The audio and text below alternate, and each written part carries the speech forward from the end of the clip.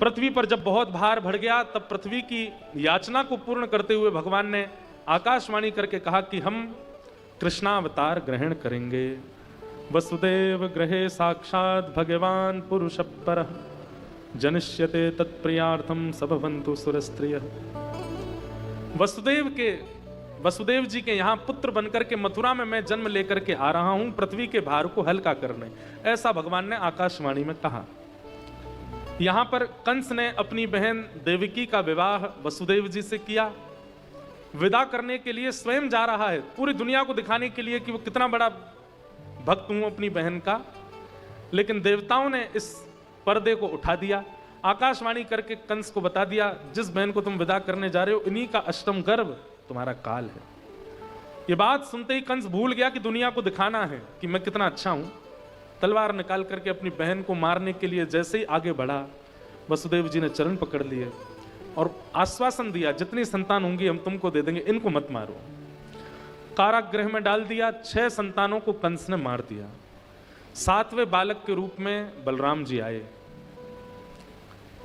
लेकिन बलराम जी गर्भ में ही थे, तभी ठाकुर जी ने योग माया को आज्ञा की कि आप बलराम जी को स्थानांतरित करो। और कुछ महीने देवकी मैया के गर्भ में रहने के बाद बलराम जी को रोहिणी मैया के गर्भ में स्थानांतरित किया।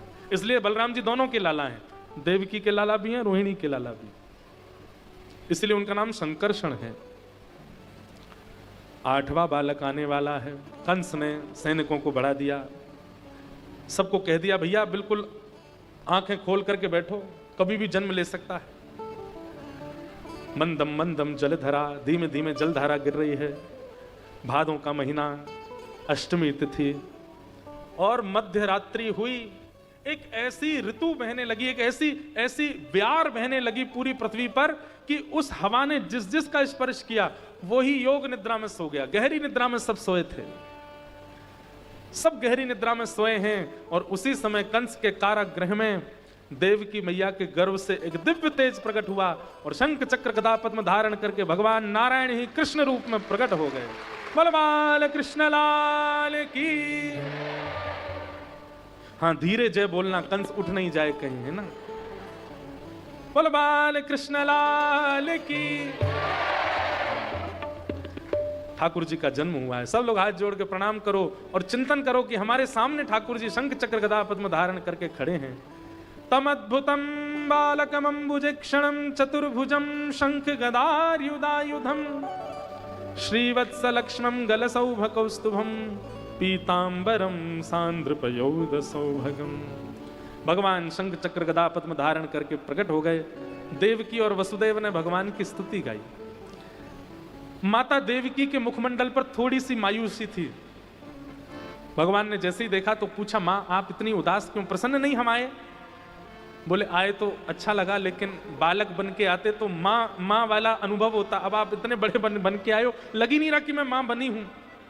माँ का अनुभव तो तब हो जब की जय शिशु लीला अति प्रिय शीला, छोटे बन जाओ। ठाकुर जी बोले हम छोटे तो बन जाएंगे, लेकिन फिर हम लीला करने ब्रज जाएंगे और फिर 11 साल का आपको वियोग सहना पड़ेगा। उसके बाद आके मामा कंस को मारेंगे, तब मिलेंगे। देवकी मैया बोली 11 साल का वियोग सह लूंगी, लेकिन एक बार छोटे बालक बन के हमारे पयोधर का पान कर लो। और ठाकुर जी छोटे से बन गए और माता देवकी के पयोधर का पान करने लगे। भगवान ने वसुदेव जी को आज्ञा की, ये पास में डलिया है, इसमें हमें लिटा दो और हमें लेके आप गोकुल ले जाओ। वहां देवकी यशोदा मैया ने लाली को जन्म दिया है, वो लाके यहां पर महाराज कंस को दे दो। वसुदेव जी बोले इतने सैनिक हैं, इतने ताले लगे, कैसे करें? बोले आप बस मेरा आश्रय लो, बंधन खोलने की जिम्मेवारी मेरी है।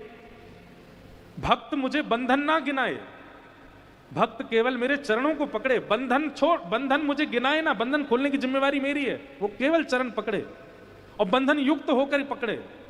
समझ में आई बात? आप ठाकुर जी को मत बताइए कि वृंदावन इसलिए नहीं आ पा रहे, कथा इसलिए नहीं सुन पा रहे, भक्ति भजन इसलिए नहीं कर पा रहे। नहीं, आप तो बस करने लगो। बंधन खोलने की जिम्मेवारी ठाकुर जी की।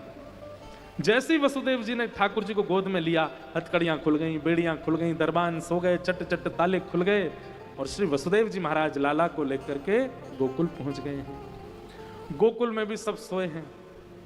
यशोदा मैया के बगल में छोटी सी लाली सोई है।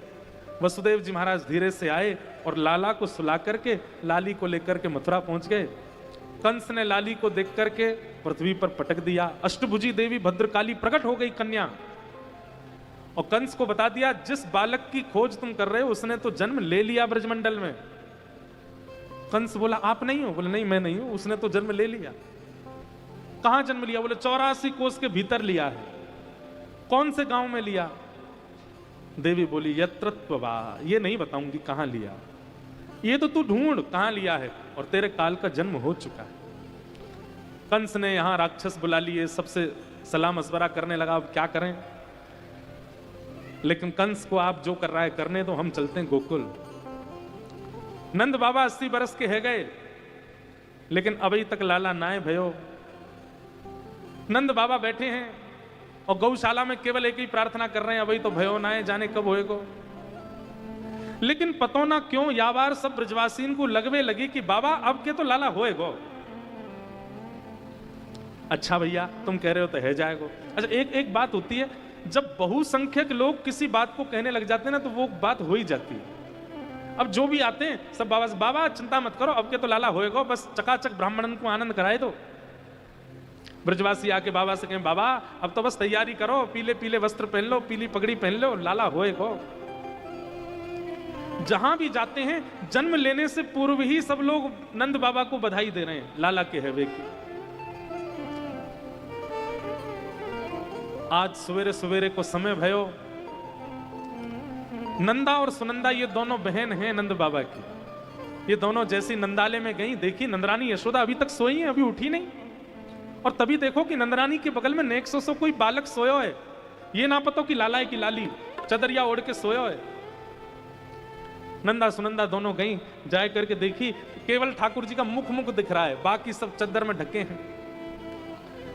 नंदा सुनंदा बोली अरे बहन देखियो कैसो प्यारो बालक है। बोले अरे कौन है, देख तो लाला है कि लाली। बोले जो भी हो, हमें कहा हमारे नंद बाबा के यहाँ बालक भयो है। सुनंदा बोली ना ना एक बार ने देख तो ले लाला है कि लाली। बोले तू का चाहे? बोले मैं तो चाहूं लाला है जाए। क्यों लाली में कहा बुराई है? बोले लाली में कुछ बुराई ना है, पर हम दोनों भुआ हैं, और भैया भुआ के सबरे काम काज भतीजो ही देखे। अब भतीजी तो कोमल हो गए, वह अपने सामान थोड़ी देंगी, वह तो बाजार तक कछु मंगामेंगी थोड़ी, वह के कान भी ना पकड़ सकें, वह डांटू ना सकें, वह पे चिल्लाऊ ना सकें, वह मारू ना सकें। पर भतीजा तो हमारो चेला बनेगो ना, वह तो डांट भी सकें। अपनी निज बात करने लगी दोनों बोली हरिशरणम हरिशरणम, हे विधाता एक लाला है जाए, फिर भले ही 7 लाली है जाए, कोई दिक्कत ना, एक लाला बस, या अपने एक अधिकार बनेगा हमारो। और जैसे चदरिया हटाई महाराज, दोनों हक्का बक्का रह गई, एक दूसरे के मुखमंडल की ओर देख रही है, मुंह खुला रह गया और नेत्र खुले रह गए। और थोड़ी देर तो सांस नहीं आई, थोड़ी देर बाद जब सांस आई तो निकल करके भागी और चिल्लाई है गया है गया है गया है गया है गया है गया है गया। सब ब्रजवासी अपनी अपनी अटारीन पे आ गए। सब आकर के पूछे कहा भयो? बोले अब तो है गयो। बोले भयो का? बोले है गयो। बोले भयो का? बोले है गयो। सब पूछने के लिए नंदा सुनंदा के पीछे भाग रहे, नहीं बता तो भयो कहा? बोले अब तो है गयो। और यही चिल्लाती भाई पूरे ब्रजमंडल में दौड़ती भाई पहुंची जहां नंद बाबा बैठे हैं, और नंद बाबा के पास जाकर के नेत्रों से प्रेमाश्रु गिर रहे हैं। और नंद बाबा तो बोली बाबा है गयो है गयो है गयो है गयो है गयो। बाबा बोले कहां भयो? बोले पहले हमें ये बताओ, हमें कहा दोगे? अरे तू जो कहेगी सो दूंगो, बता कहां भयो। और नवलखा को हार चाहिए हमें। बोले दूंगो, तू बता तो कहां भयो। आपने यमुना जी की इतनी सेवा करी, गैयान की इतनी सेवा करी, ब्रजवासीन की इतनी सेवा करी, इन सबके आशीर्वाद से आपके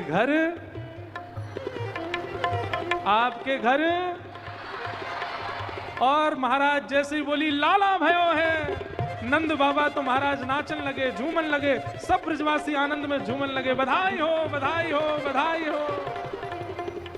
सब ब्रजवासी इतने प्रसन्न हो गए, सब अपने अपने घर को दौड़े, घर में जाकर के सब चौक पुरा रहे हैं, सब सुंदर बंधन बार बांध रहे हैं, अपने घर के सब जनन से कह रहे हैं अरे भैया नहा धो के तैयार है जाओ। बोले कहा भयो? बोले नंद जी के यहाँ लाला भयो है। नंद बाबा ने पीले वस्त्र पहने, यमुना जी में स्नान करके चंदन लगायो, सिर पे पाग बांधी, ब्रजवासीन के संग सब ब्राह्मणन को निमंत्रण दियो, और ब्राह्मणन ने जाके स्वस्ति वाचन कियो।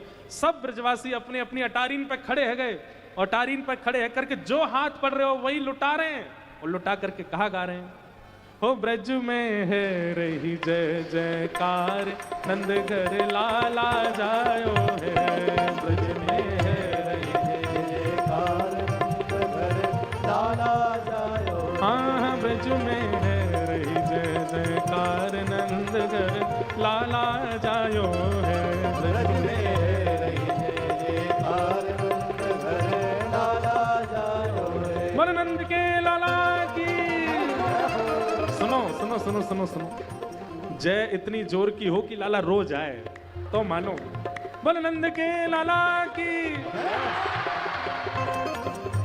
कछु ना भयो भैया, भुजा उठा करके बधाई हो।